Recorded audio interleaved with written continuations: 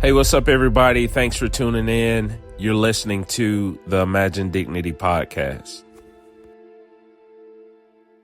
Hey everybody, my name is Terence. For the last 10 years, I've done all types of adventurous things to raise awareness about homelessness in this country. I've walked across the country twice. One time I even slept on top of a 30-passenger bus for an entire month to bring attention to homelessness, just so we can convert that bus into a mobile barbershop, clothing closet, and hygiene unit for people in the city and beyond. We placed hand washing stations in the street, not just in the city of Atlanta, but all around the country. So people during COVID who were outside and didn't have anywhere to go would have access to wash their hands. After a decade of doing this type of work, I've seen an even more aggressive tone when it comes to homelessness. I mean, just this past month, we've had the Supreme Court rule to make it constitutional, right, or legal to have cities and states actually write laws and policies to criminalize those who are unhoused, even when they don't have anywhere to go.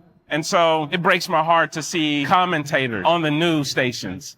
Homelessness isn't about lack of affordable housing. It's about drug addicts that want to wander around and live in tents on the sidewalk. Have these derogatory comments about people who are unhoused. It hurts my heart when I see people have this stigma about a population that they've never been proximate to. We're in a place and time where there's a rising and growing apathy and disdain for people who are marginalized, who are impoverished, and people who are actually experiencing homelessness. And what I want to do, I want to pass the microphone to the very people that are sometimes dehumanized, demonized, and publicly sanitized in our cities and states who don't have anywhere to go. I'm literally going to do street interviews to interview people who are unhoused, not to highlight their problems or their suffering, but to remind us all that these are people and they are human and they are deserving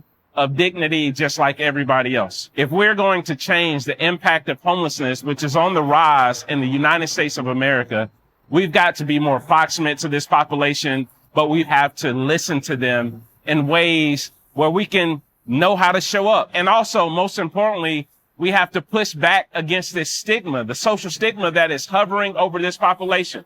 We've got to change that stigma. And one of the best ways to change it is to allow people to speak up for themselves.